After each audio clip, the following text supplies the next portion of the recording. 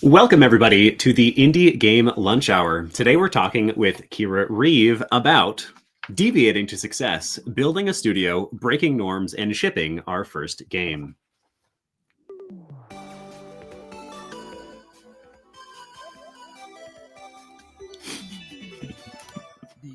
Game Lunch Hour. I appreciate you dancing with me, Kyra. In our live magical podcast, we give game developers the chance to hear stories of breaking in from industry experts, as well as directly ask them questions about their areas of expertise in the second half of each episode. As always, I'm your host here, Willem Delventhal, the headmaster of the Indie Game Academy, and joining me today is Kyra Reive. Kyra is the founder of Deviant Games and is here to talk a little bit about her experience creating games and shipping their very first title, that fateful moment that we all wish to do. Kyra, welcome to the show. What are you having for lunch here today? I am having coffee for lunch, which is my usual lunch. I very rarely have another. We're bringing a little main character energy. If anybody can see it on there, that's my cup for the day. I have a cup for the day. I have all kinds of fun cups. Today is bringing main character energy. What is a main character energy day constitute? Like, when do you grab that mug? It's one of those rare times when I'm actually the most important thing going on in our development, which is basically never. This is probably the first time. You know, that already speaks to me about how what kind of manager you are, and probably what an effective manager you are, because we all know those. Try to have fun. Yes, we all know those terrible managers who make it about them, and we all love those managers that don't do that. Amazing. Well, trying to be the latter. Definitely. Well, welcome to the show. I relate to not eating and just drinking coffee. That is my breakfast every day. I love my black coffee mornings. But let's talk about like why we're here. Welcome to the show, Kyra. I think there's a real desire in the game industry. There's 10 for every 10 people who dream of making a game, probably less than one of them for that matter will ever actually make it. So that moment of shipping that first title is like a dream moment for a lot of different people. So the fact that you've managed it is already interesting and exciting. And I think a lot of people here will also learn something from your story. Before we get there, though, I'd love to hear your origin story. So Kyra, where are you today in the game industry and how did you get there? Okay, first, let me clarify one thing. Yeah. We have not shipped yet. This is actually the beginning of our push. We're going to be shipping in, I don't want to say a specific date, but we're looking at the very start of next year, 2025. So quarter one 2025 is our goal. There's a nice little window there for indie games to fall into. Yeah, exactly. Yeah. We're already well on the way.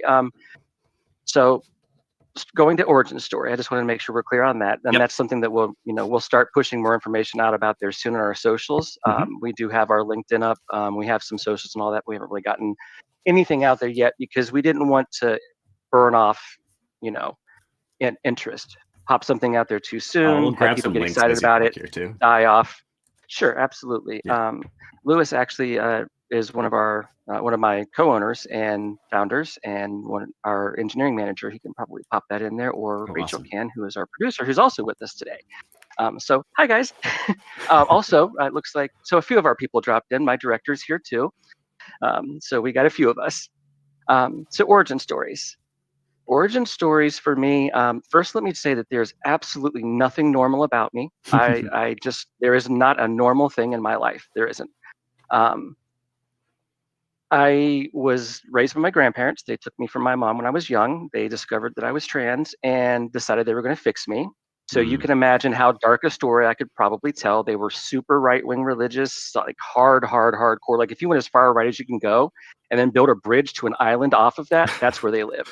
Wow. So I got taken out of school in the 5th grade because it wasn't working. So it must be outside influence. So my education effectively stopped in the 5th grade in terms of certainly socialization. Not only was I taken out of school, but I was cut off from society. I lived on a farm. I worked 60 hours a week plus from like 12 years old on. It was a really kind of unique situation. There's a lot of bad that could come out of that and a lot of negativity, but I think there's plenty of that in the world. So, it's what happened. Moving forward, I got out of that. And of course, I went from one highly restrictive, structured environment to another. I joined the military. Oh my gosh. We definitely have an origin story today here. My goodness. Oh yeah. Bear in mind, I don't know anything about like I don't know how banks work. Checks are a mystery to me. I didn't get any of that sort of education. Once you got past 5th grade, that was it. I had read, somehow it was the TV era, and so TV was really a big thing. I wasn't allowed to watch a lot of shows. I couldn't watch the Smurfs because supposedly they were possessed and their wallpaper would come to life and attack children in their sleep if you weren't careful. You know, demons. Well, I've heard that. I've heard that too. That's pretty common knowledge. So, you know, television was widely regulated, but it was a really big deal at that point. Somehow books just kind of didn't fall into their list of censorship. So I may have checked out 80% of the local library's books. I did nonfiction, fiction. I check out 10 books at a time. That was the maximum. So once a week, my one thing I got was to go into the community library and I'd check out a stack of books and come back. So I educated myself, and that's been a thing for me ever since, is kind of lifelong learning. Getting in the military, I've spent a few years in the military. I was stationed up in Anchorage, Fort Richardson. So that was a really neat experience, a great place to be, although I did not adapt well with the whole light and dark thing, so it was not the most pleasant time in my life. But it was the place where I got my first taste of leadership, what a decent leader looked like. Now, let me preface that with saying leadership experience. I grew up watching like Star Trek, Stargate, MacGyver, the A-Team. So my thinking around corners, taking whatever you have in your environment and using it. And then, I'm sorry, Captain Picard flying around in his spaceship, you know, doing moral things and being the good guy and, you know, and solving problems and adjudicating things and just always making the right decision. That's what I grew up on. So that's kind of where my moral code came from, I think. Beautiful. I mean, I don't think there's a better place that you could have possibly gotten a moral code from. Right? Exactly. Jean-Luc Picard those were kind of my teachers. Near and dear to my own heart. Me too, exactly. And I think who isn't, right? If you're into any kind of sci-fi games, all of that, you probably have some kind of a spot for something Star Trek in there, more than likely. But, you know, it was a big learning tool for me. But I also saw, like, you know, what an infinite and wonderful world it was. I spent many hours at church, and so that kind of turned into me creating those worlds in my head out, you know, sitting there in church, not hearing a single word they're saying and just digging into that.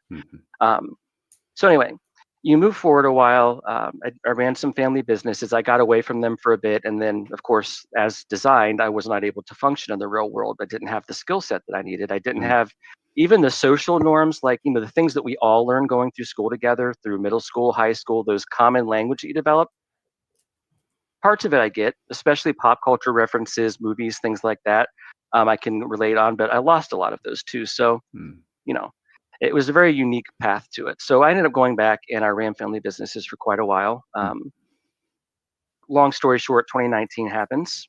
COVID hits. I had just started my own business for the first time, completely on my own. And of course, COVID killed it. So, you know, lick your wounds. I was out in California at that point. It was for everybody. Yeah, it was scary. My partner at the time was in the hospital in the ICU for 2 weeks. I didn't think they were coming back. You know, it was quite a time. It was also the first time I really had time to just sit and reflect.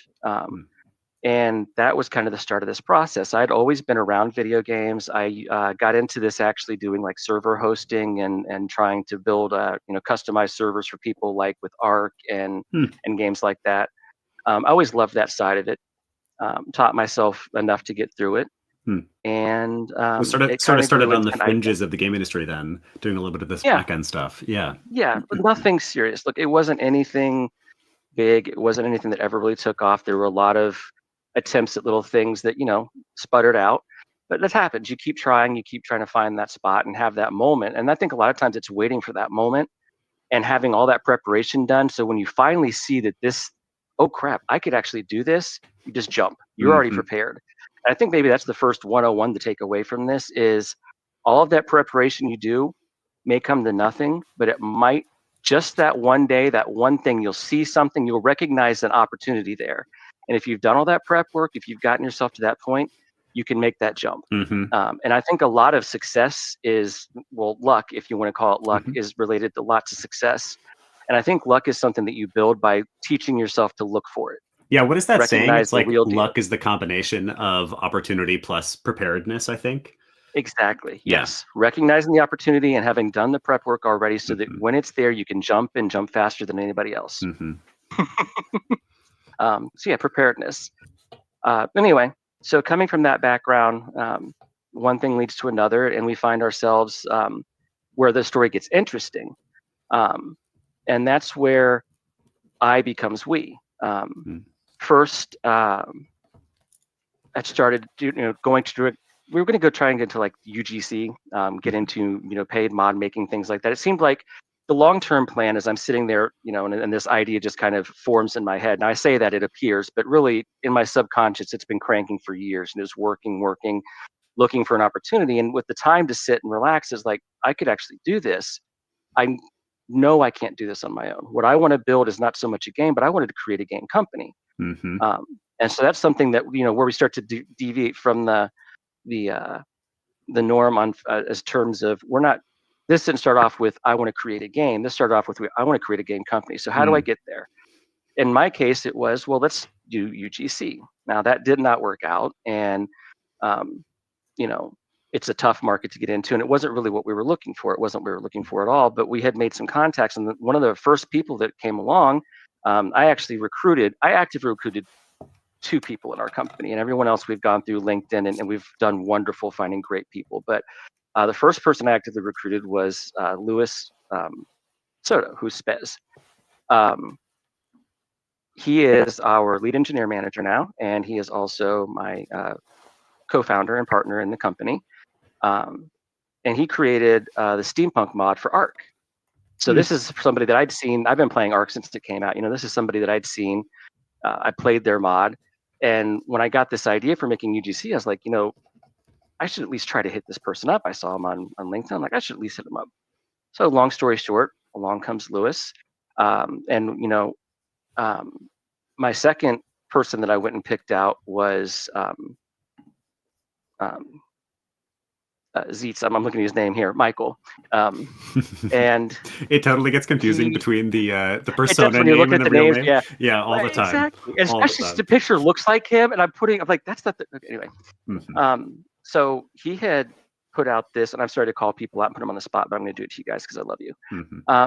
He had put out this really emotionally intelligent post, and I'm going through looking at all the people who are being laid off, all these layoff posts, and I see this, one after another of woe is me, I'm falling apart, life is ending, doom is coming. And even the ones that were trying to be cheerful, you just hear it coming through. And then I come across this post where somebody's just like, who's going to be the lucky person that figures out I'm the person? I read so much positivity in there. There wasn't any woe is me. There was, this is where I'm at. This is the reality of the situation. And then it went into total positive. I was like, okay, that's someone I can work with. My second partner and our game director now came along. And actually, it's funny, my connection to Indie Game Studio was actually, or Indie Game Academy, was through Haley Rojas. And she actually was applying for the same job that Michael ended up getting, and that's how we met. And I started following her. We wound up snatching Haley from you, so it's good that you didn't take her because we love her. So thanks. Right. Well, you know what? The right people for the right spot at the right time sometimes, right? Because honestly, it was a decision that was hard to make with a few people. And that's just funny how things work out, because I started to follow and, see that she joins Indie Game Academy, and then I start to follow you because I see that. And I'm like, wow, there's a lot of similarities and ideas there. So moving forward, we recruited through LinkedIn. We are on a rev share. So we were completely volunteer at that point. And we're at 27 people now working on the project. Wow. And that's over the course of a year. Yeah. It is up until this last few months. Hey, wow. So long term, we courted a little bit of financing. We looked around at possibilities of financing, even doing some side projects and financing, through that, getting some funding through that. We decided not to, for a number of reasons. One, because first investors want to really take it out of you because they're taking a big risk on you. Yeah. It's fair. I understand that. They want serious. If it hits, they want it to hit big, and so they're going to take you to the bank on it. Yeah, exactly. Especially right now, the numbers that I've seen most recently are that there's been about a 75% drop in the amount of money to go around, at least in VC. Exactly.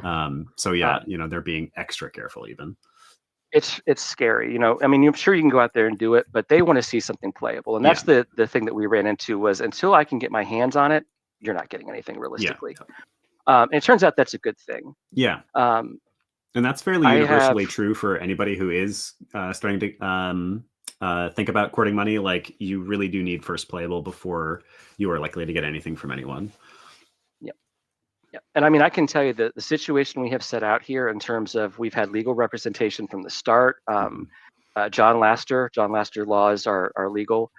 He was a streamer in with Xbox, in with Twitch, quite a name. He went and got himself a degree or a few degrees and became a lawyer and got entertainment law. We got connected with him, and he's been with us from the start. So we've had that going from the beginning. We have a very stable structure. We have a prototype that's, well along. Even with all of that, there was almost no chance. I mean, with every intangible, every box you could check, I've spent the last 3 years planning ahead and trying to check every box before you get there. And maybe that's another 101 if you're trying to do anything large scale. You have to have one person that sees the big picture and is always, it drives my people crazy. I have no doubt. They don't complain about it, but it would drive me crazy. When I walk into a room and I'm talking about something 3 years from now and they're talking about today, and there's the cut, I guess, between development and business maybe, is in development, it's all about right now, keeping your focus, keep your head down, stay on your project, hit your milestones, don't get too big. On the business end, you almost have to be exactly the opposite. I have to counter that by thinking 3 years ahead, 5 years ahead, and all of that. So having someone with that kind of mindset that's always trying to predict the future, see what the next roadblock is from that standpoint and address it before it gets there is a big obstacle out of the way.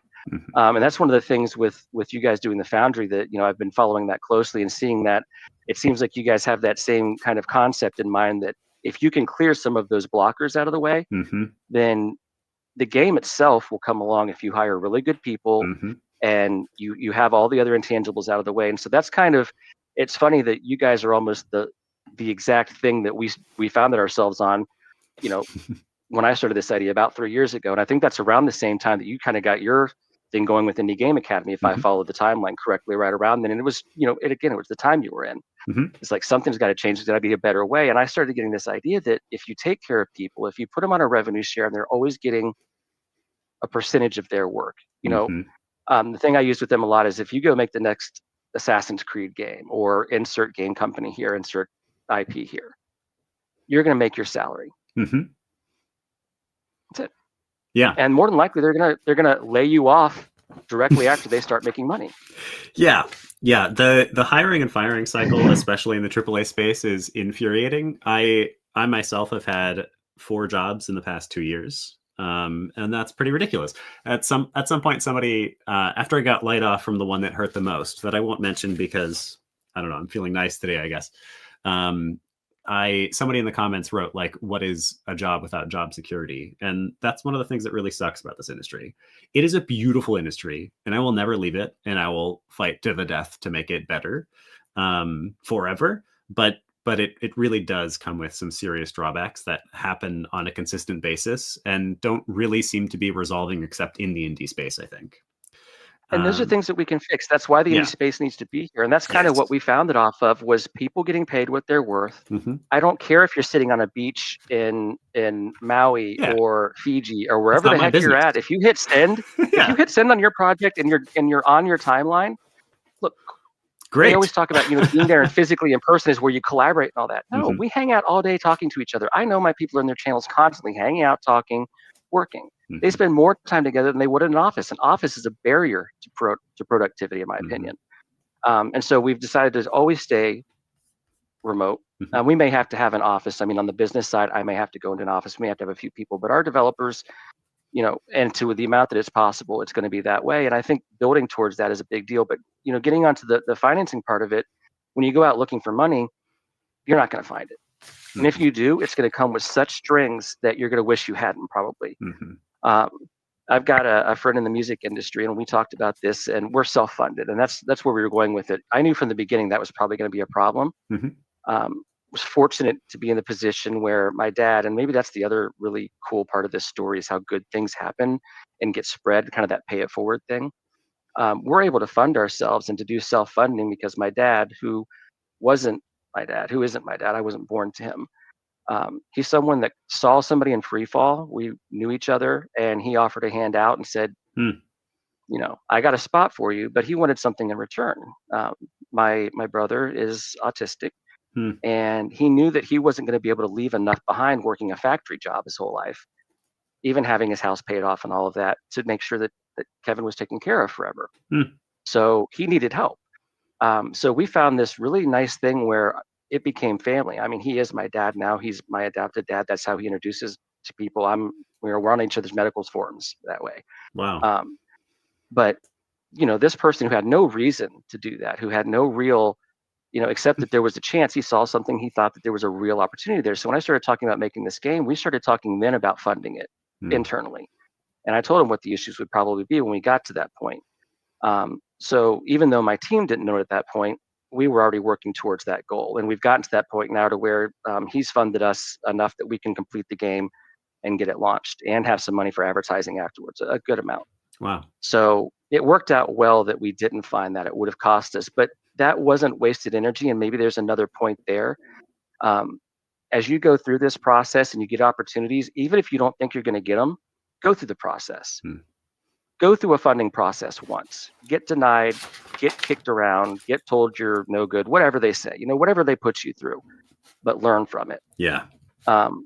Learn from it, because later on you will have to do that process. And if you walk in there knowing the terms, knowing what they expect, and looking like you're prepared, it blows them away. I love walking into a meeting, and as they sit there and say, okay, well, next steps, we'll need this, this, and this from you.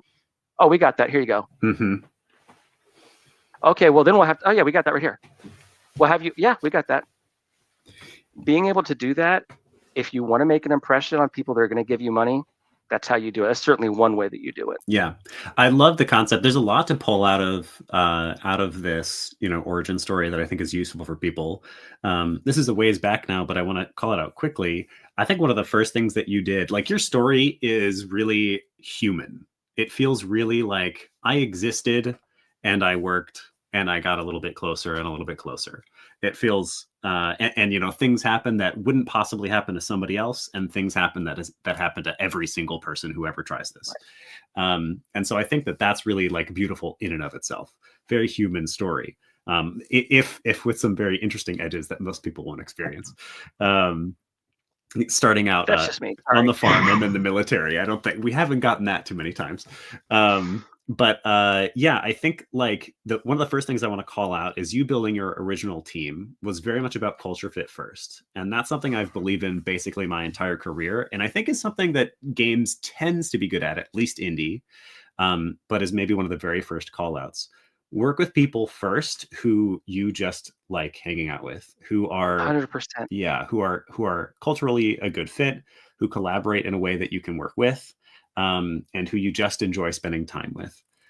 That'll make such a huge difference. And having a couple of people you can rely on, who you can shoot ideas back and forth, who you can, take different parts of ownership and lean on each other when you're tired or burnt out or mad or whatever, is incredible. So that's maybe one of the first things I want to call out about your story. And that's my team. Look, every one of them is so reliable, so amazing. And that's our hiring. You're so dead on with it. Our hiring, my philosophy going into hiring was, I'm hiring the person.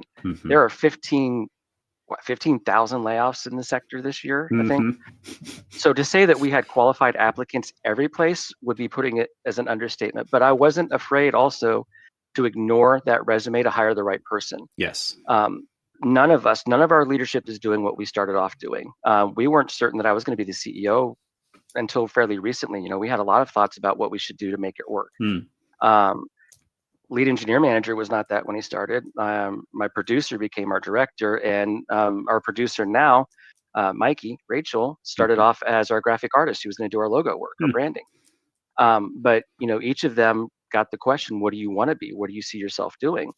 And then we tailored the roles to them. And We've allowed everybody to work together. That's something we talked about right at the beginning, being kind of that hands-off manager. Yeah. The deal was, I will be the business. I will have your back. I will be the shield to protect you in business. I will make certain that we have the things done, that we have the contracts, everything's that way.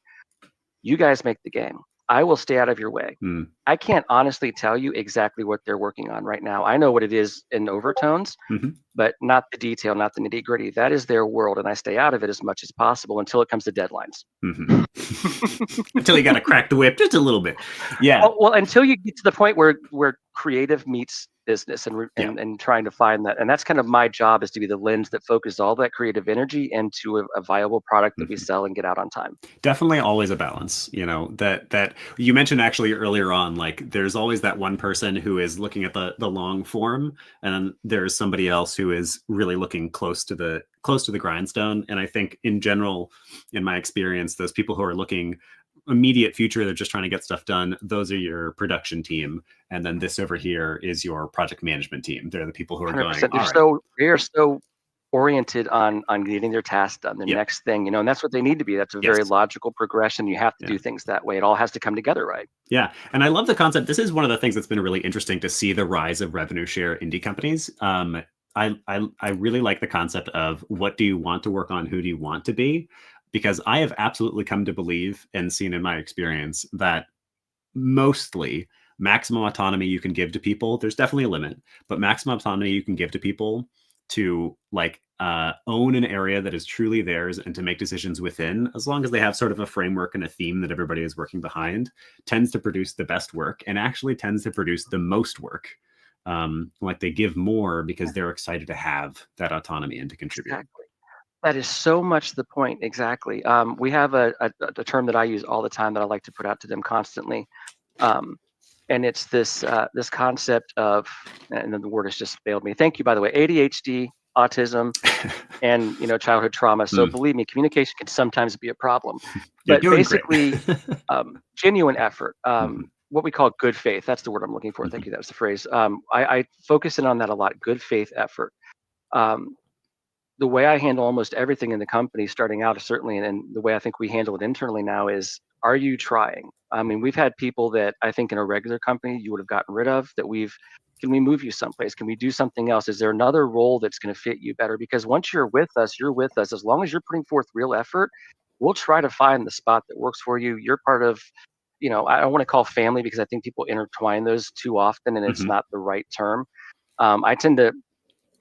You might get a kick out of this. I tend to think what I'm trying to build is a corporate crime family without the crime. But that style of accountability, that Godfather style of each person's their own person, they're responsible for themselves. There's expectations that go with that. But as long as you're doing the right thing and you can show that you're working towards the best interest of the company, if we disagree, we'll find an agreement, because we're both interested in getting this product out. That means there is a middle ground. We'll find that spot. Yeah. And so that's kind of the measure for us, good faith. I love that. So do you leave horse heads in people's beds ever, or? I mean, we've never gotten there yet. If we did, it would probably be stuffed, but that can actually be great. That's the holiday gift one year. Everybody but gets a horse head. that style, that kind of accountability to each other, that honoring one another and respecting each other. And I think maybe that's really the thing of it is I respect my people enough to know that if there's a problem and I put it in their hands, that I can let them do it. If I get in their way, I'm going to harm that process. I trust them. I put them in that position. They've taken that responsibility on and owned it. Yeah, one of my heroes right now in the professional space is Larian Studios for many reasons. Obviously, they're the ones who made Baldur's Gate 3. Obviously, they're very cool, and there's a lot of really cool things they've done. They went up on stage to take the Game of the Year award. Sven Vink was dressed in a full suit of armor and used his speech acceptance time to talk about how stupid big publishers are. It was awesome. There's a lot of reasons to like them.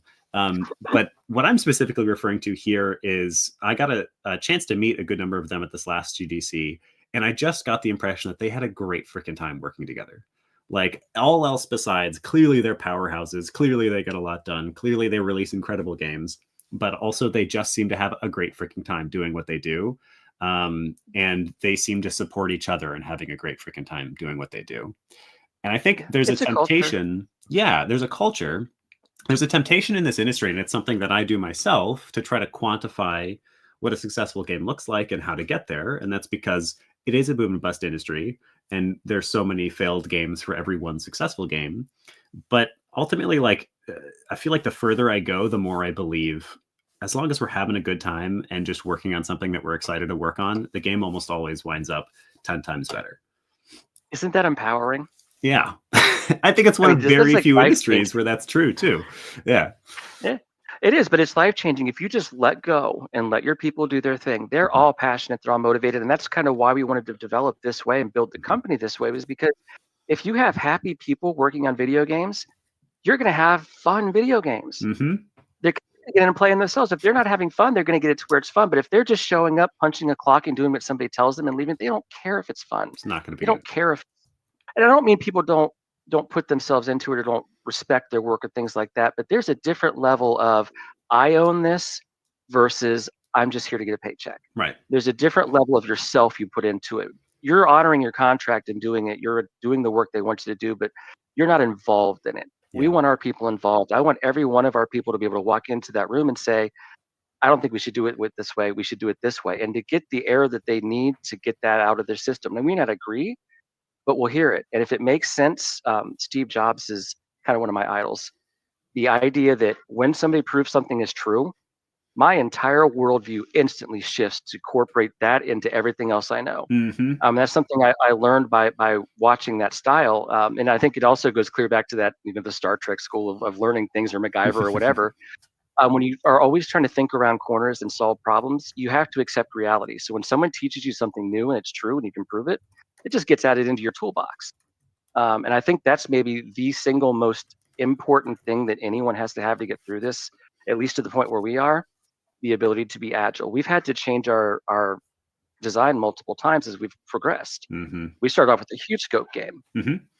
Our engineers came back and said, sure, we can do that in about 3 years. Then we got to about this big. Gotta be smaller. Yeah. We narrowed our focus. Yeah. You could look at that as a change or whatever you want as a bad thing, but for us, it just seems like a normal part of the process, because sure, we had a great idea. Now we've narrowed this down and focused in on what was important to us. We went a step further and got that to a tech demo and showed it around just a little bit and got some feedback. And so we did another major shift about a month and a half ago to incorporate that feedback and to change our design to answer it and to meet the challenge that was put in front of us there. You have to have that kind of thinking. I think you have to be willing to hear what people are telling you on something and change. You cannot be married to your idea.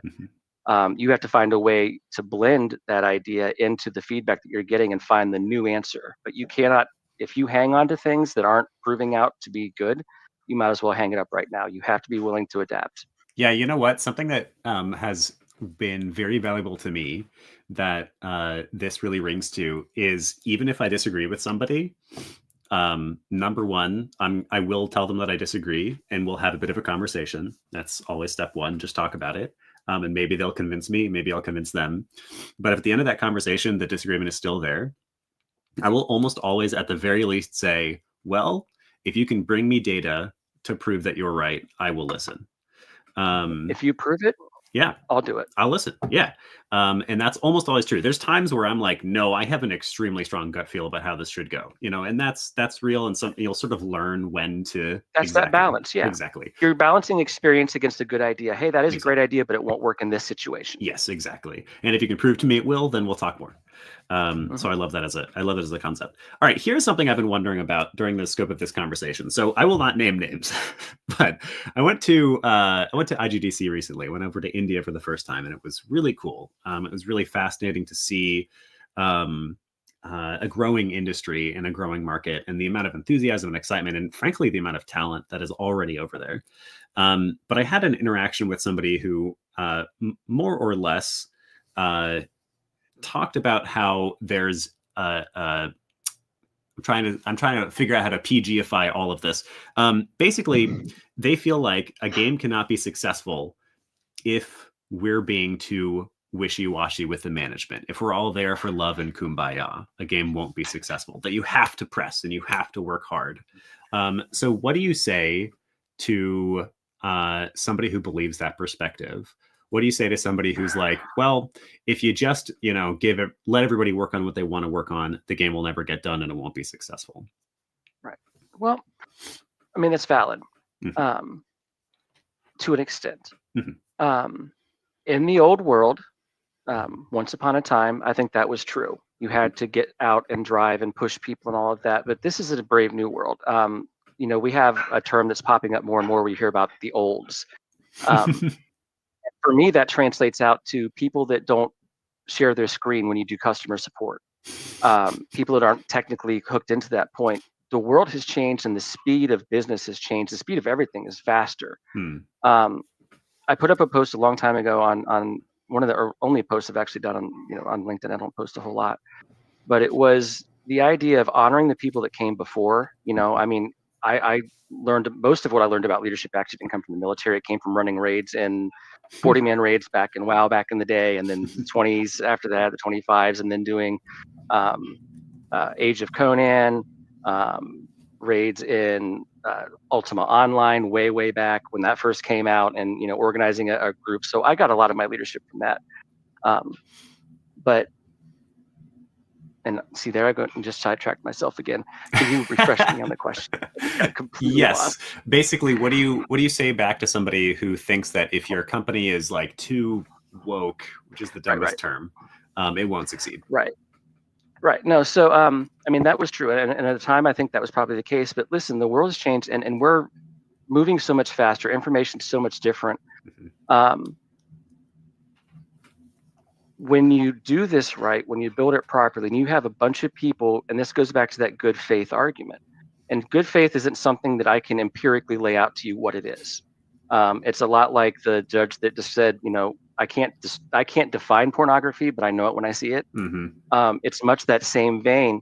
You can tell when someone's working in good faith. So as long as we're getting that from people, we have not run into a problem at this point. Of course, there is a guiding hand. I occasionally have to say no. My managers oftentimes have to say no. There is accountability. We do have structure. We have milestones. We stick to those. There is all of that. But that doesn't mean that we can't let an individual grow into a new position, take on new challenges, come to us and say, I'd like more. What can I do? Those are the kinds of things that we're talking about.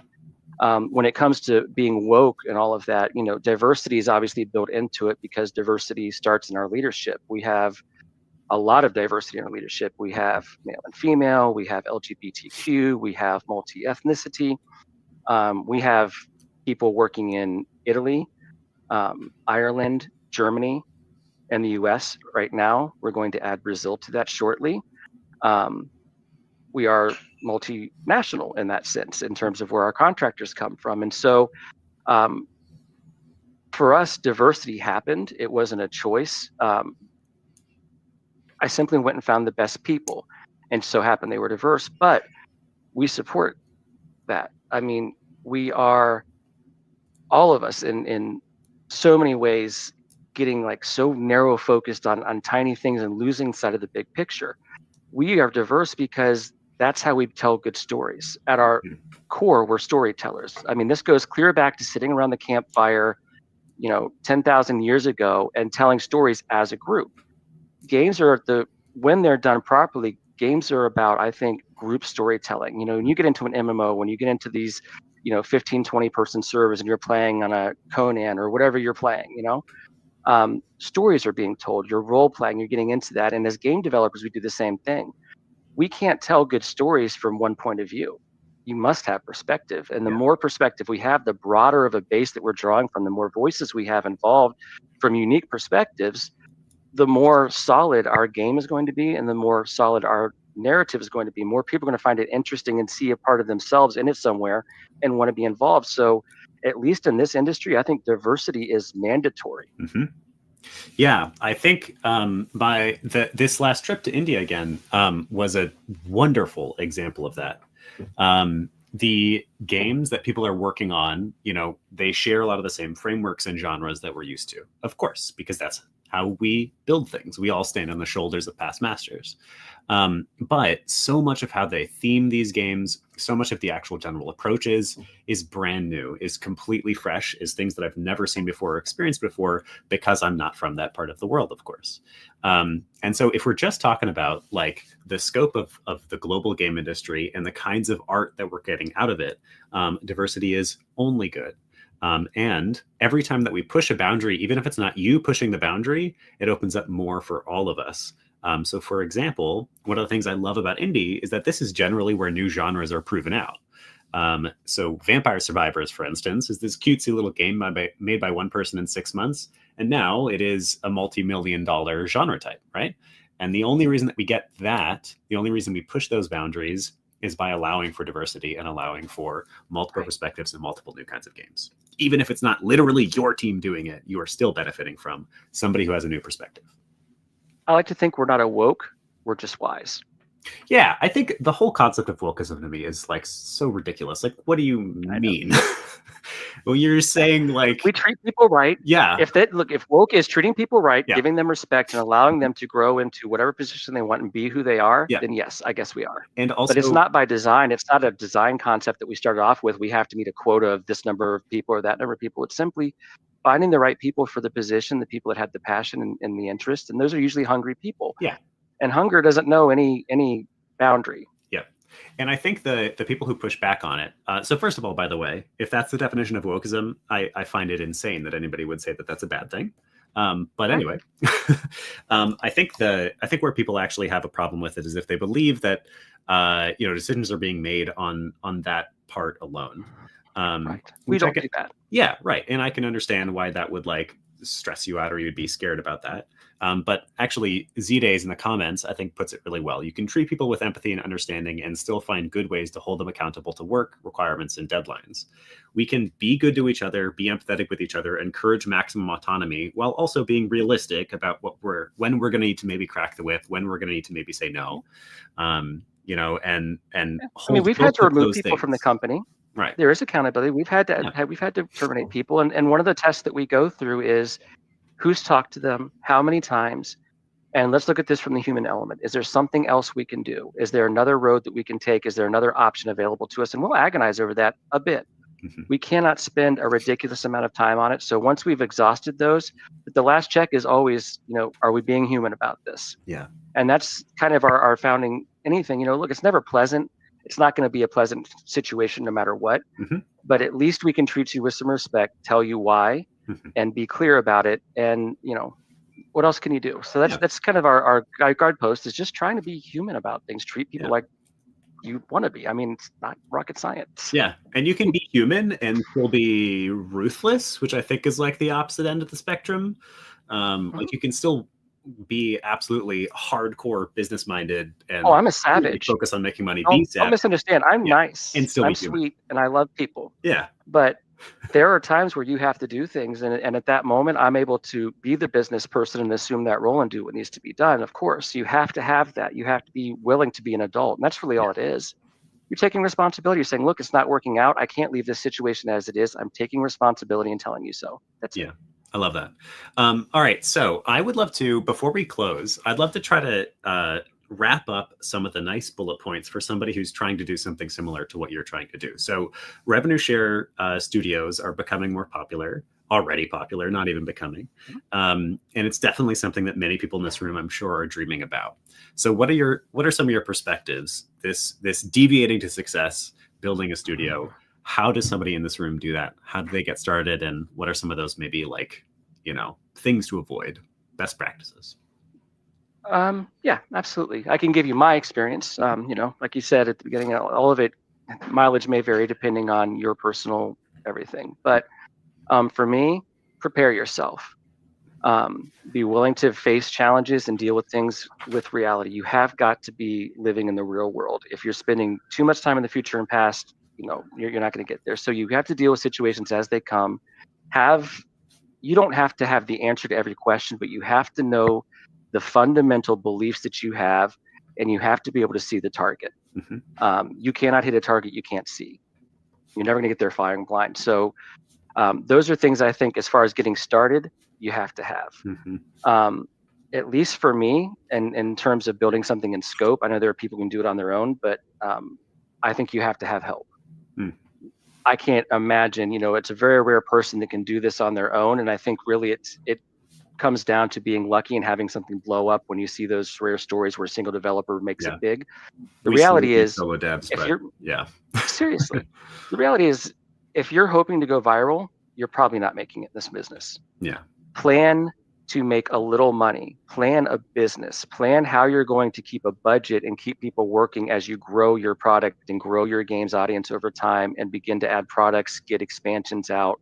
I think somebody like No Man's Sky, a game like No Man's Sky, is a great example of how you can launch poorly but continue driving and driving and driving. Mm-hmm. And their entire business model is just sales. Yeah.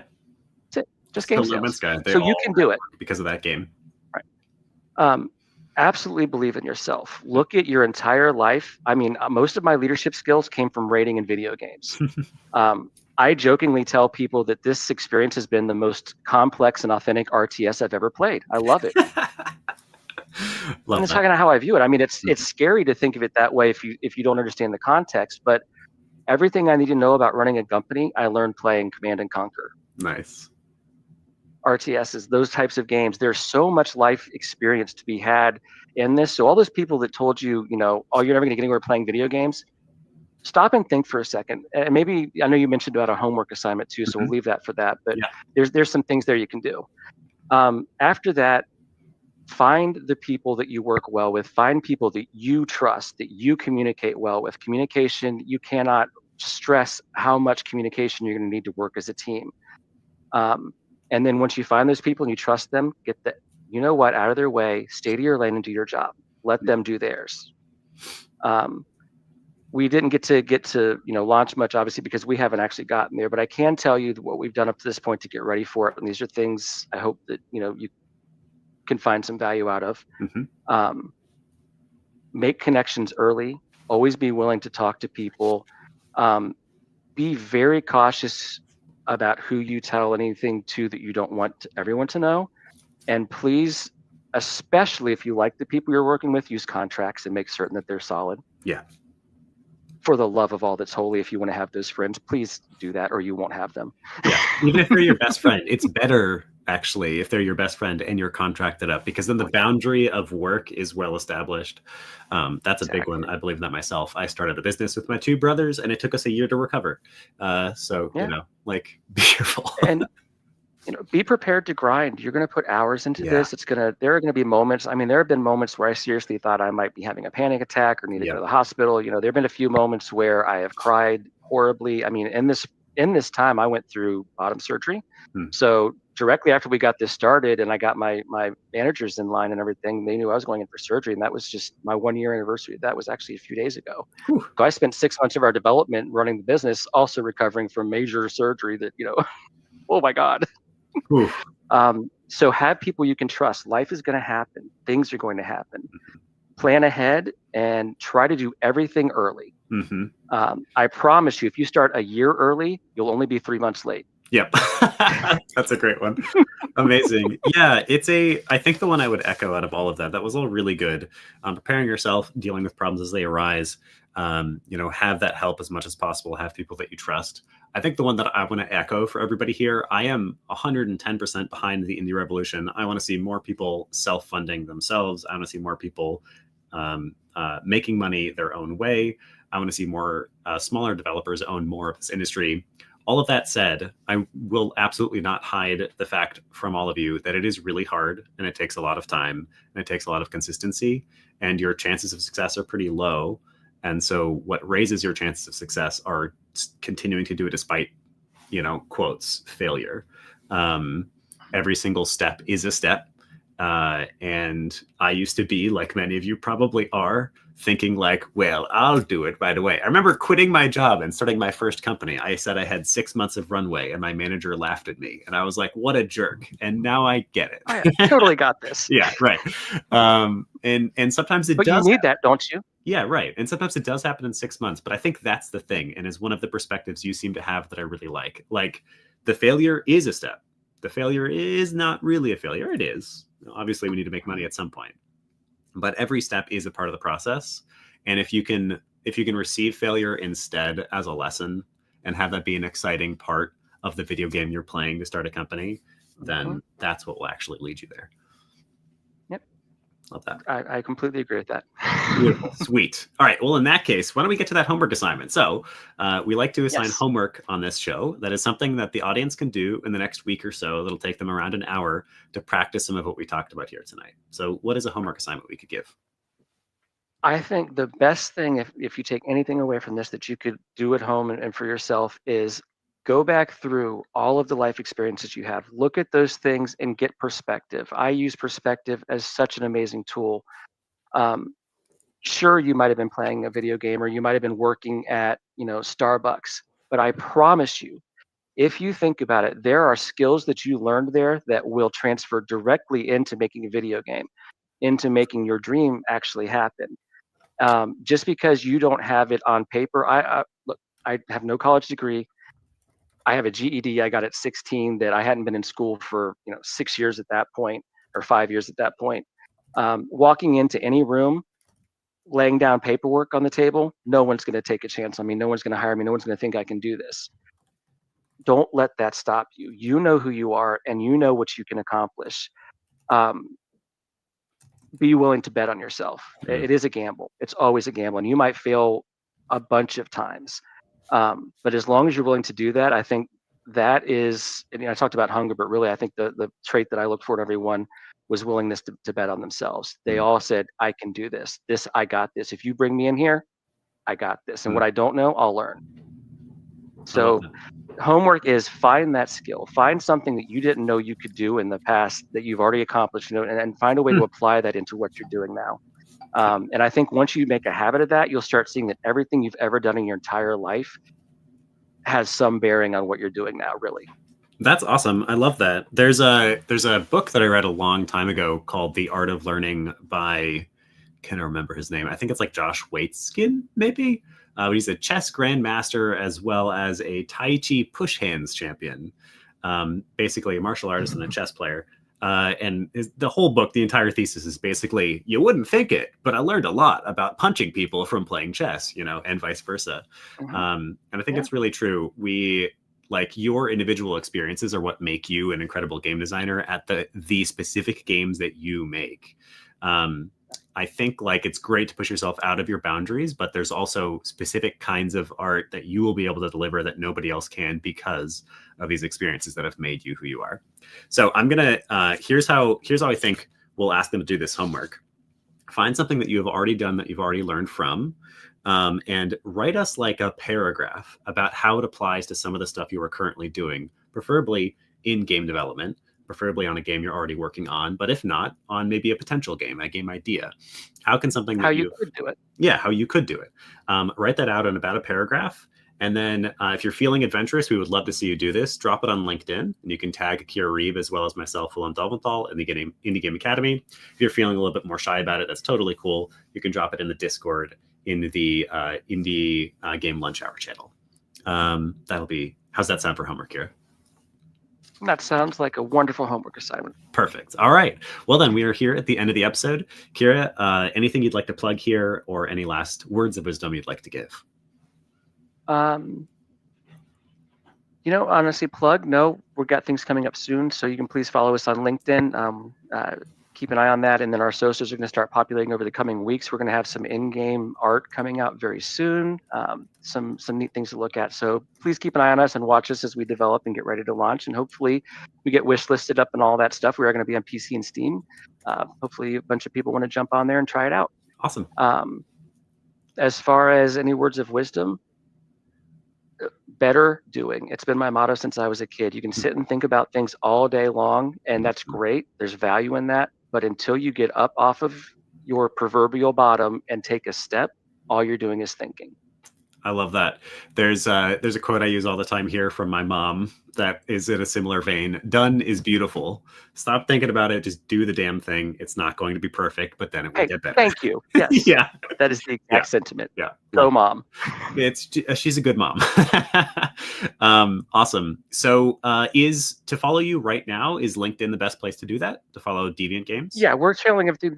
We're setting up Blue Sky is going to be our primary outlet as we go forward. We really like what they're about. And, obviously the formerly known as Twitter is not really our sweet spot anymore, that or at all. Right. So I mean, basically, we locked a name up on there, but we're not planning on actually using it. But Blue Sky will be where we go from there. But for the moment, until we get that all populated out for the next few weeks, we'll stick to LinkedIn. And then as we're ready to start making real noise, we'll push there. Awesome. Yeah. So follow on LinkedIn as well as Blue Sky. We'll put links down below to Deviant Games and to Kyra Reive.